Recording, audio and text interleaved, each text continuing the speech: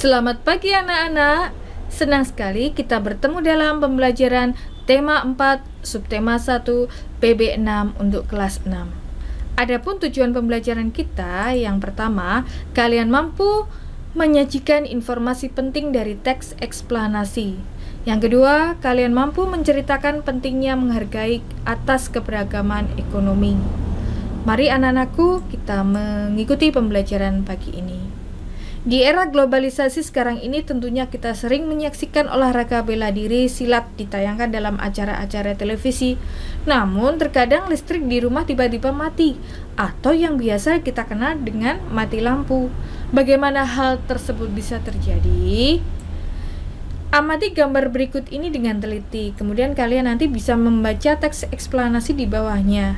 Anak-anak, di sini dari gambar dari pembangkit listrik ini, kita dapat mengetahui mengapa terjadi mati lampu.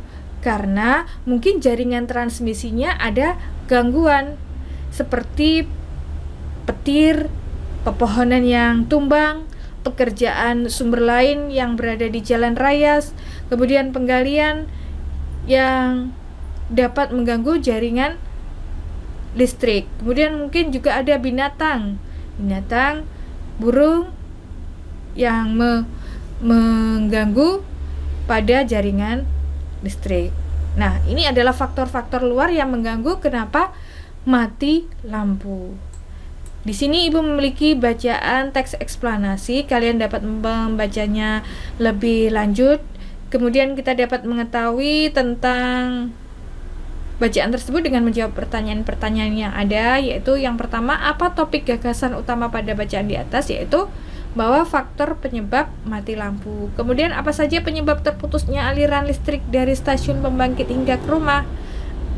Penyebabnya ada dua, yaitu faktor luar dan faktor dalam. Faktor luar seperti gangguan alam, pohon, dan hewan, serta faktor dalam seperti gangguan komponen dan peralatan yang terpasang pada jaringan. Nah, bagaimana cara mencegah mati lampu?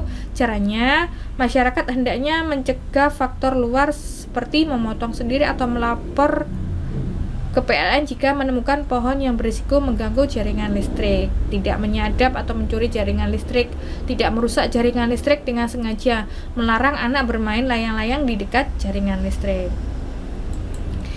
Di era globalisasi ini, tentu saja kita perlu memiliki sikap percaya diri. Meskipun kita tidak memiliki beragam benda elektronik, kita harus percaya diri. Kalian nanti bisa menyimak kisah yang dilakukan Lani. Anak-anakku,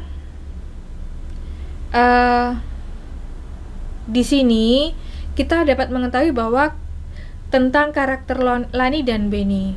Kalau karakter Lani yaitu ramah, ceria, dan suka membantu teman, sedangkan karakter Benny suka meremehkan orang lain. Bagaimana sikap Benny kepada Lani dan apa yang seharusnya dilakukan Benny? Benny begitu merendahkan Lani. Benny seharusnya menghargai kekurangan Lani atau bahkan membantunya dalam memberikan Lani sepatu dan seragam baru. Seharusnya Benny paham bahwa Lani anak yang baik hati dan suka membantu teman. Kemudian bagaimana sikap Lani setelah Benny menghinanya dan apa yang sebaiknya Lani lakukan? Lani menjadi anak pemulung yang selalu bersedih dan tidak bersemangat sekolah lagi. Lani seharusnya tidak memperdulikan sikap Benny kepadanya karena sesungguhnya Tuhan tidak hanya memberikan manusia kekurangan, tetapi kelebihan yang tidak semua orang memiliki. Anak-anakku, dari bacaan ini dapat kita ambil lebih lanjut, kita lebih lanjut manfaatnya atau maknanya atau hikmahnya ya anak-anak. Kita diciptakan Tuhan Yang Maha Esa dengan segala kelebihan dan kekurangannya, dan dengan bakat serta potensi yang berbeda-beda. Pendapat, kemampuan, dan perbedaan ekonomi tersebut hendaknya tidak menjadi sumber perpecahan. Perbedaan tersebut juga tidak perlu mempengaruhi rasa percaya diri. Terus berusaha, kenali potensi diri, kembangkan bakat yang dimiliki untuk menutupi kekurangan diri. Selalu tampil percaya diri. Itulah anak-anakku, kita harus lebih percaya diri dalam segala hal. Galilah potensimu, kembangkan kreativitasmu. Demikian anak-anakku penjelasan dari Ibu, semoga bermanfaat. Sampai jumpa.